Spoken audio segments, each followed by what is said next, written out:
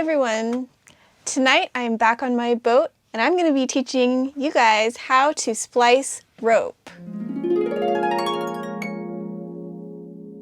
As many of you know, I work at Fisheries Supply marine hardware store in Seattle, and I'm also a rope splicer for the company.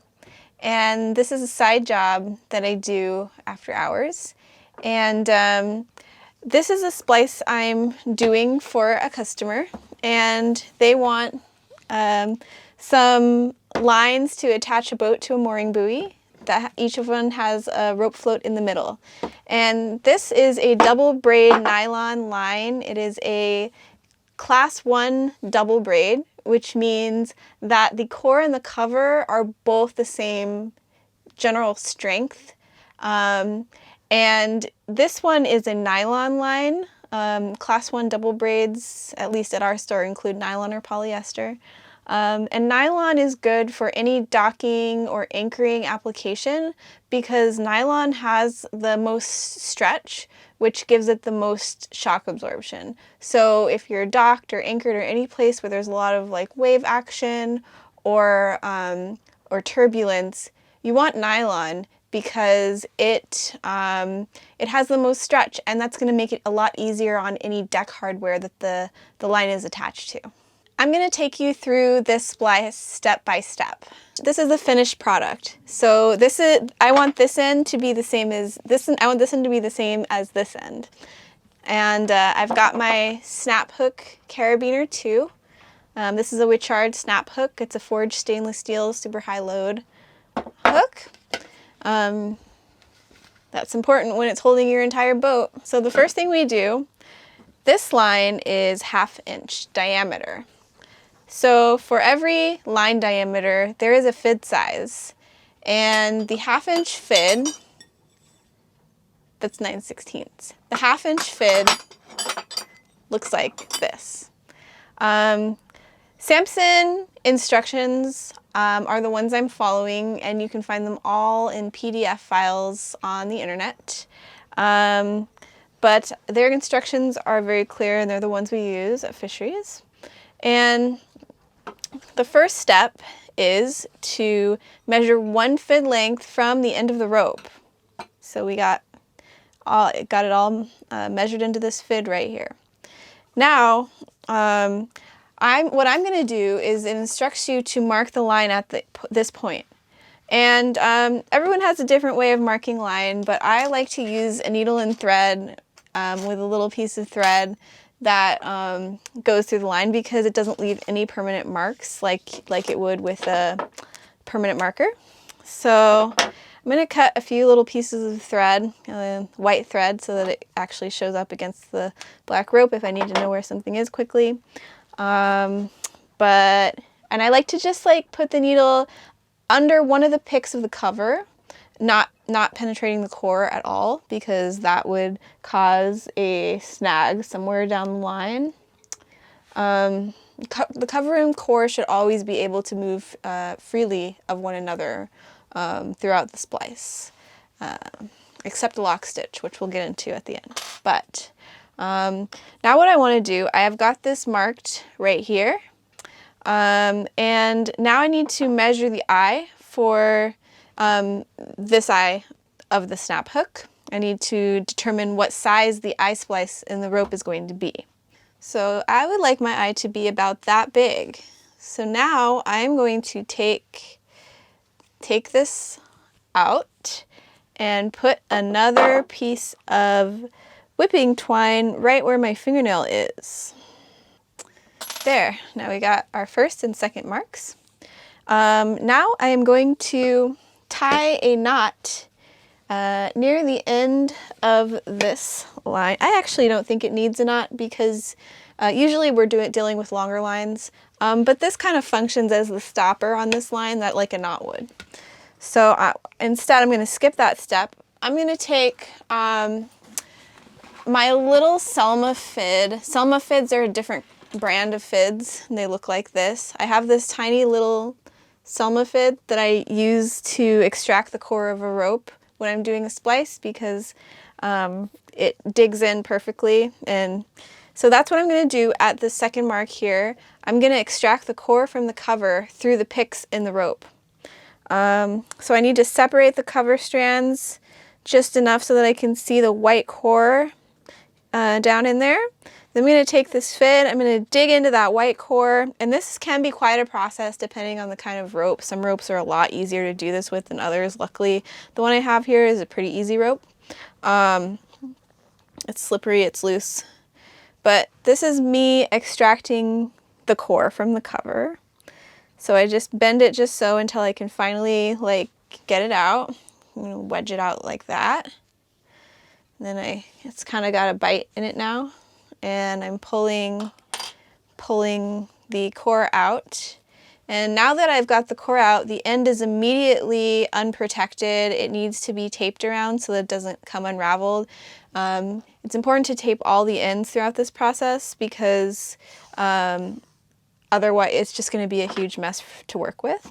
So I got my electrical tape here, and I'm going to kind of spiral tape it around the end so that I can form a little point off the edge of the end. There we go, like that. And I'm going to set this aside right now because this is not, the core is not what we're working on. I'm going to take the end of the cover here, and I'm going to milk it back all the way, kind of as much as I can on the line. And normally this is what the knot would be for. But since we don't have that, I'm going to milk it back forward. And this is just to balance the cover and the core together to make sure nothing's bunched up in any place where it shouldn't be. And then I'm gonna milk it back down. And wherever that stays, wherever this happens to be, I'm going to make a mark with a black permanent marker on the core. And this is mark 1, right where it exits the cover. And mark 1 is really just a placeholder mark. You don't actually use it to go to for anything in the future. So what we really want to do with mark 1 is use it to find mark 2. And Samson fids have a fid length, which is always around 22 times the diameter of the rope you're working with. They also have a short fid length, which is 2 lines that are engraved into this fid. And this here is called a short fid length. And some splicing instructions will require you to measure a short fid length instead of a full fid length for a certain step. So now for mark 1, where the core was extracted from the cover and where it ended up sitting naturally after I milked the rope, I'm going to measure 1 short fid length to mark 2, and then I'm going to mark that on the core with 2 marks like that. And then and you want to make sure that when you're making these marks, you have pulled, after you did mark 1, right where it exited the cover, you want to pull it out and do your marks in this direction, not in the direction toward the end of the line. So from mark 1 in this direction is mark 2. And then from mark 2 in this direction towards the rope is 1.5 fid lengths and to mark 3. So here's a short fid, not 1.5, excuse me. I'd say 1 and a short, because it's not the same thing. A short fid length is less than half of a fid length. So here's another short fid length to my fingernail here, and then for my fingernail, a long fid length. And then 3 marks there. Okay, and now that I've got the core all marked, I'm going to bury the cover through the core. And to do that, I am going to take my 1/2 inch fid right here, and I'm going to take the end of the cover right here. And then I am going to tape the end of this onto the end of this, and I'm going to need a little more electrical tape for that. I use electrical tape for most splicing applications, but then there are some where I like to use the Marlowe low friction rigging tape, and I'm going to show you what that is in just a few minutes, but this is just black electrical tape and it works fine for most things. So now I'm putting the cover onto the fid.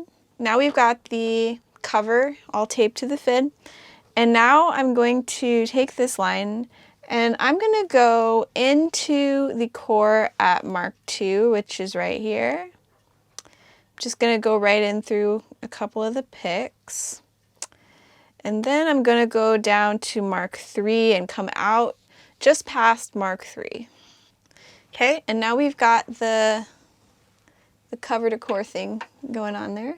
Now I've pulled through so that the whipping twine that I used to make mark 1 is visible to me and I can hold it. Then what I'm going to do is from where this mark is, I'm going to count down 8 picks and make another mark. So 8 picks from mark 1, or 1, 2, 3, 4, 5, 6, 7, 8. And each pick has like 2 strands in it, just in case you ever get confused. And oh, I need to cut another piece of whipping twine for this mark. All right, now I've got, actually, the mark kind of 1 on the cover is called R. Mark 1 on the core is mark 1. The first mark on the cover is actually called mark R. And then the 8 picks down is mark T.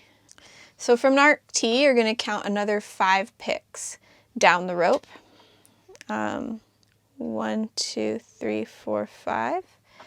And since this is a black line, it's not quite as easy because you can't mark with a permanent marker and then cut them all. What I'm doing here is a taper.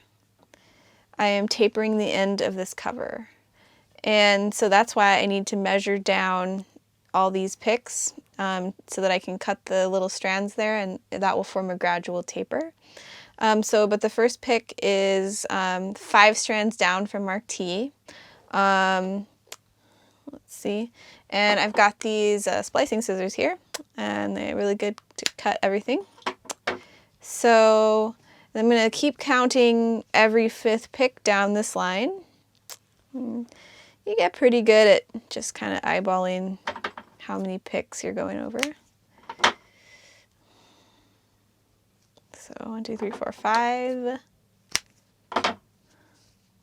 1, 2, 3, 4, 5.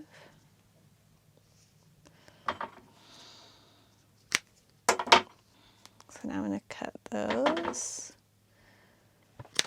Now I'm pulling the strands out that I cut. And then pulling out the ones that you can tell are going towards into the bottom of the rope instead of into this top part of the rope. And I'm grabbing 4 little strands from each pair of picks that I cut, because each pick has 2 strands in it.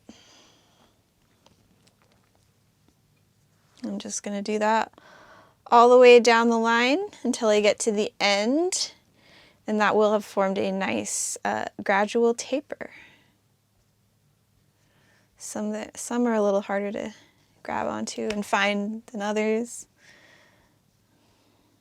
Okay. And sometimes you think you've got all the strands, but you aren't sure. So the longest strands at the end, you can just kind of tug. See, there we go. I missed one. You kind of tug on the ones that are the longest, and that's how you know if you missed a strand that you had already cut. Now we have a nice gradual taper in this rope. Here, nice gradual taper. So what I do now, so remember, the first mark that we made is mark R, and then we went 8 picks down towards the end of the rope to form mark T, and then 5 picks after mark T, and every 5 pick all the way down to the end of the rope, we did a gradual taper. So what we want is for mark T to come through the rope. And you know what? I just realized I made a classic mistake that lots of people make when they're splicing, and it does take a little bit of backup work to get to fix it, but it's much better that I caught it now than when I was totally done with the splice. So I meant to put the snap hook on the eye. And as you can see, I have already made a closure in the eye. So what I should have done, the snap hook should be on right here now, but of course now it can't be in there and I have to take this out and put it back in. So in order to take it out without really unfraying the end I just tapered and that's totally loose, I'm going to take a piece of electrical tape and I'm going to put it around that frayed end here. Just to kind of keep it in check because I'm going to be pulling it back through the rope and I don't want it to get crazy. So, all right, pulling it back out, undoing what I did. Now I'm going to put the snap hook on the cover first, like I should have done before, and then I'm going to put this back onto the fid, just like I did before. And I'm going to do it again. We'll get right back to where we were. All right, let's find Mark 2. Here we go, Mark 2. Now we've done all this just to get right back to where we were, but with the snap hook in the right place. And I'm going to take off this electrical tape again because the only thing we really needed that for was to stiffen up the rope so that we can put it back onto the fid. Now I gotta find where the end of this is. There we go. Now I'm gonna pull the cover very gradually out from the core until Mark T aligns with Mark 2 on the core. So Mark T is gonna come out. This line has just come out. This is Mark R, and that's how we know that 8 picks later, Mark T is gonna come out. There we go. We can see Mark T right here, the other little piece of thread.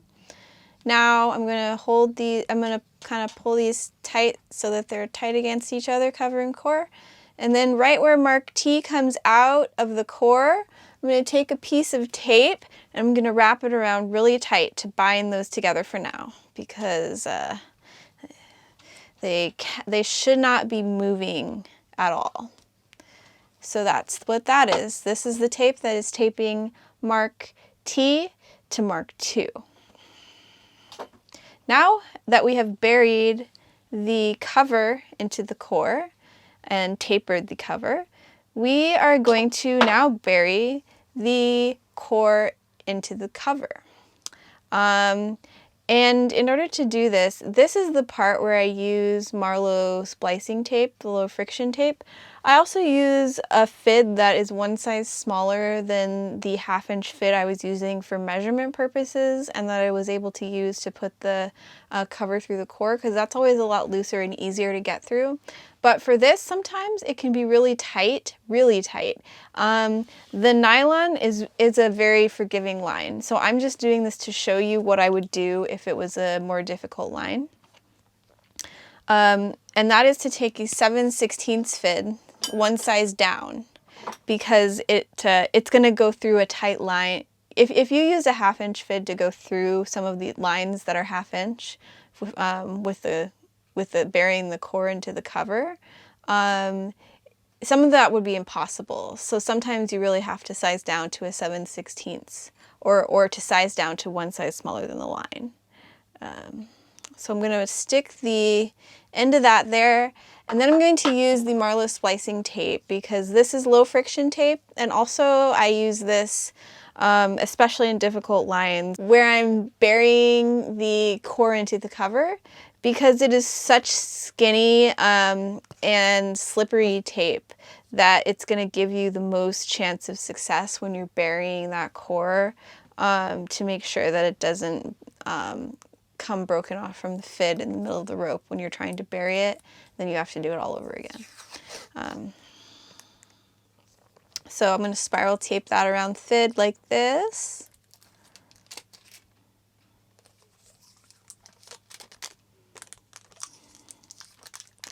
Spiral tape, spiral tape. And if this were a really difficult line, I would be using like 2 layers of this tape. But because it's just this one, I'm sure whatever I do is going to be fine.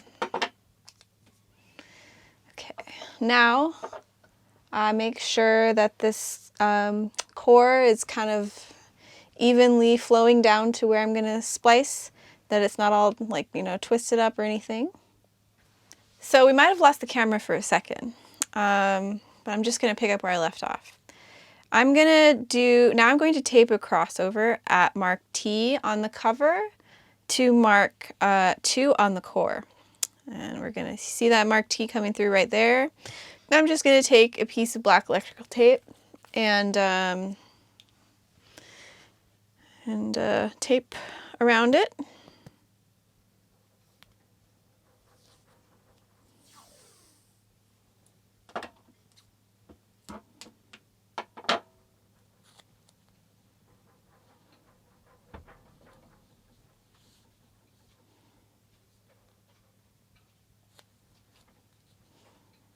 So I'm taping it here like this, real tight around. Electrical tape is nice because it's kind of stretchy. So you can get it real tight. I'm stretching it because we don't want these to come apart at all throughout the whole rest of the splicing process.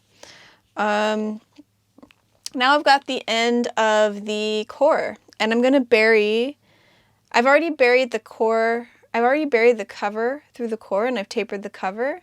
Now I'm going to bury the end of the core through the cover. So that's why this is a crossover. And I'm going to tape this to a fid. I'm going to start that bury. So for that, I've got this snap hook on there, and I need to kind of get it out of the way a little bit. But see where this crossover is? Now I've got this core, and I'm going to insert it right into the cover at the crossover. So that's literally why it's called a crossover.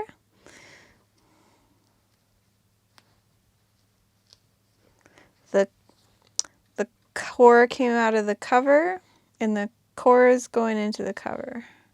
Or wait, no, the cover came out of the core here, and now the core is going into the cover here.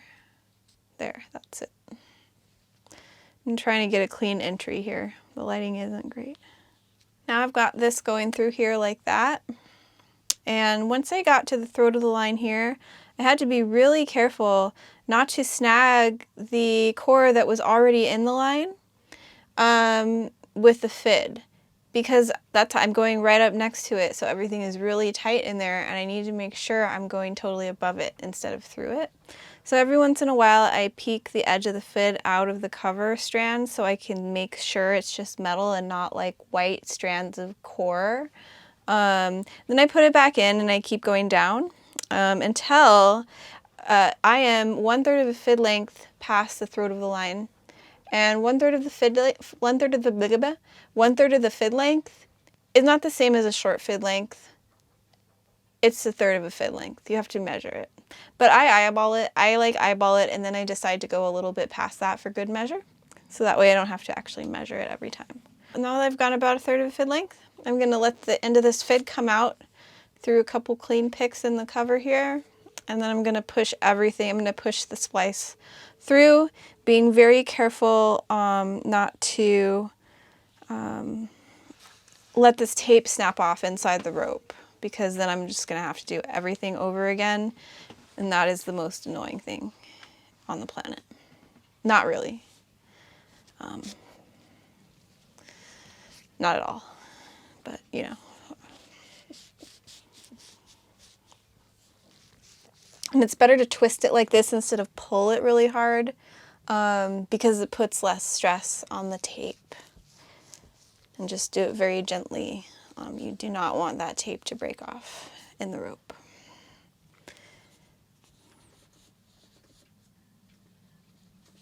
Then you kind of milk it up here until this little loop of core disappears into the rope. So we still got a ways to go, but it is going in and more. There, now I see it coming out the end. That's not such a bad rope to splice. Lots of ropes are much worse than that. It just pretty smoothly went in. Now, now this is going to, see how much smaller it's getting. So this is going through. And then you kind of want to bunch it up and milk it up so that you can have some bunchy cover to like fully pull over that core. There. I mean, you can kind of feel it pop when it goes in there sometimes. totally got in there. Now I'm going to stretch it out. All of this black part, I'm going to stretch out really tight. So I had milked it, and I'm going to move the snap hook over the crossover and get it out of my way from what I'm working on. So now I'm going to milk this really tight, like that, a couple times to make sure it's really tight. And then I'm going to mark where the core exits the cover down here, and that's one mark. My other mark is at the throat of the line, and you'll see that there's this piece of core, which is what the cover is buried into, but there's also, when you fold it down and kind of fold this back, there's the other core that's naturally in this part of the line. And then you mark that other core, the one down here, farthest into the line, and you mark that.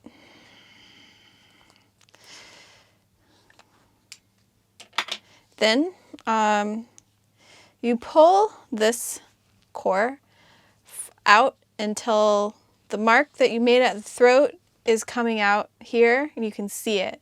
So you've got the mark that where the fid came out of the line, and then you also have the mark where the throat, where the core was in the throat. And the bottom part of that line next to the fid, closest to the fid, I'm going to cut it right on that mark. And what I'm doing here is I am tapering the core, kind of like I tapered the cover earlier on, but I taper it in a little bit different way. I just kind of let it unravel like this first, but I stop it from unraveling like a centimeter from the top mark. And if you read the instructions, it does say to I think it does say to go up to that mark, but I don't, because when I'm cutting it for the taper, I feel like it's more at risk of letting some little stray hairs stick out from the throat of the line when I'm done. And I really want to avoid that. It causes a really big hassle when I bury. So I start a centimeter below this top dot here. And then I just gradually taper the end of the core. Just hold it in my hand, and now you can just see that you got this nice gradual taper. And the reason I do it this way with this part is that it doesn't really, the fact that it's all like unraveled doesn't really affect the feel or the look of the line, whereas with the cover, if I had let it unravel that way, it would have been more of a mess. And so that's why I would cut it every 5 picks instead of doing it just like this way. So now I'm going to now that I have done that taper, I'm going to unmilk all this. I'm going to make it real tight again, and then that taper is going to get sucked into the black part of the line, so it will be invisible. And I do have to, sometimes you got to do it a couple times to get everything back in there. Okay, now I can't see any core through there, so that means that part is done. And now I'm going to show you the very last part of this splice. So now that I've got this all spliced, the last step is the bury, and in order to do that, I'm going to have to really pull hard from a fixed attachment point. And ordinarily I would put the knot part of the line outside on the dinghy rack and go out and pull it from there. But it's raining right now, so my second best place is the bottom of my table. And I'm gonna go under here and put that through. And that'll give me a nice little tie. Then I want to milk. I'm gonna start milking from here to get the slack up above here, get it out of the end. So it's finally through that part, and then I can just hold it and continue to put. So it's when you're milking the slack up, it's important to keep tension on this part so that the white part goes into the line smoothly without getting bunched up. So keep tension on the white part while you're doing this. This part doesn't matter so much right now. Yeah, like that. And make sure to kind of hold on this crossover so nothing happens. It doesn't come undone. Yeah, and so now the snap hook is here, and when you get close to the tape, you're going to take the tape off.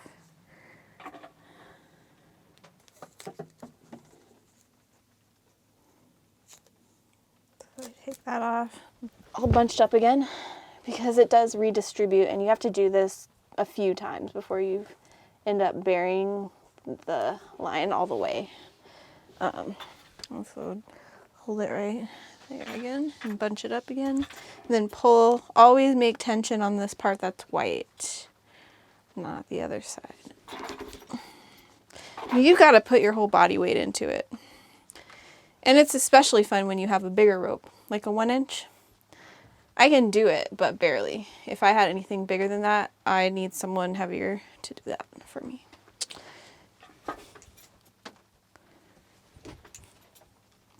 But this line is only 1/2 inch.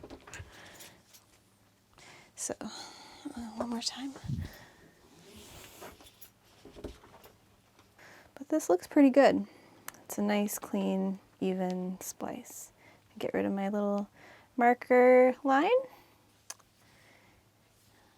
There we go. Nice ice splice, just the size I wanted it. Now that I've done the splice and it looks pretty good, I'm going to do the last step, which is lock stitch the throat of the line.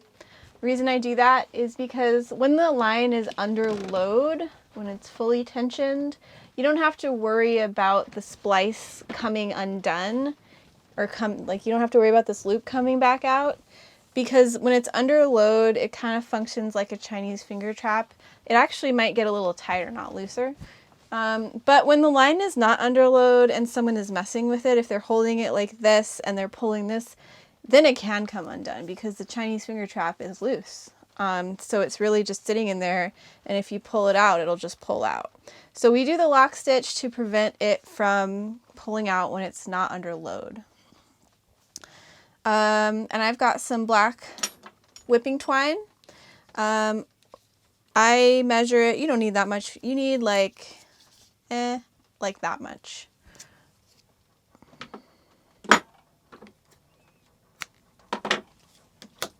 I have a sailmaker's needle here. You can use any old needle. It really doesn't matter. I'll thread that here. Then you kind of make it 6 inches from there, from the end. And you start by going through the throat of the eye a little bit down from where the line enters the rope, the loop enters. So I go like a few picks down here, and I make sure I want to go straight through the middle with the needle. And then I go all the way until I have about like 4 inches of the end left, and I'm just going to leave it hanging there. Then I'm going to do a lock stitch, which means you want to go through the middle and through the middle until you have three stitches on each side, 3 full stitches on each side. So I use something to bear down on a lot because it's kind of hard to get it through there sometimes when it's so tight in that throat. So now I'm using this little thing to bear down on. You want to try to get it as close through the middle as possible because it's just nice to have it look nice. You don't want to like jaggedy line.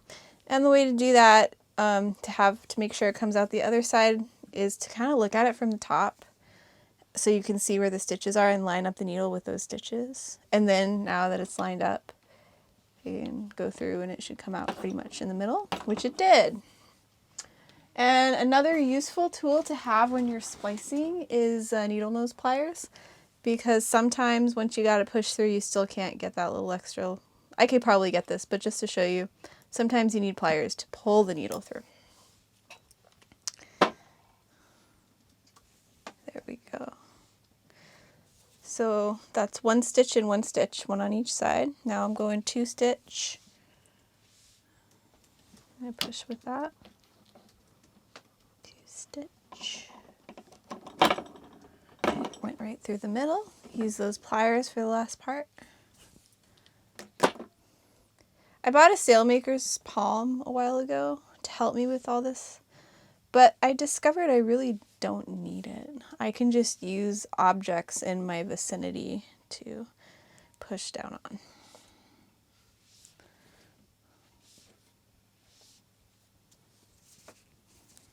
try to get it lined up. Now I've got 3 stitches 4 times, and I'm coming out here, and this is where I had originally come in, so these are at 90-degree angle to each other. I'm going to take the needle and I'm going to go through the hole that this came out of, same hole, so there's no trace of it. And then I'm going to push it as close through the hole that this started as I can, so that the 2 threads are right next to each other, coming out the same place in the cover. Now I got 2 little threads like that. I'm going to cut the long one to be equal to the short one. Then I'm going to tie a knot. And a little knot like that.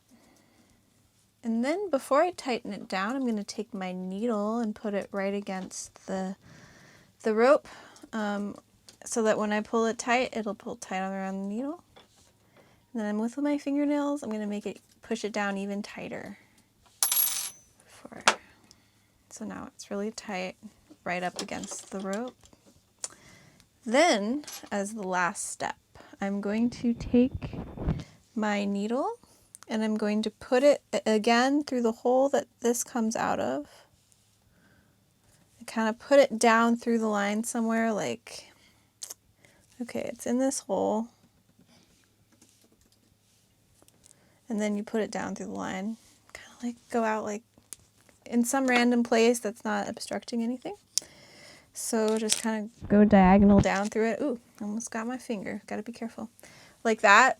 And just before you pull the eye of the needle through the line, get the edges of this and thread it through the eye a little bit so that it's sticking out. Just kind of pull it like that. Then take your pliers or whatever have you and pull the needle through, and then it'll pull the line through. So that line has disappeared into the throat of the splice. Now I can just cut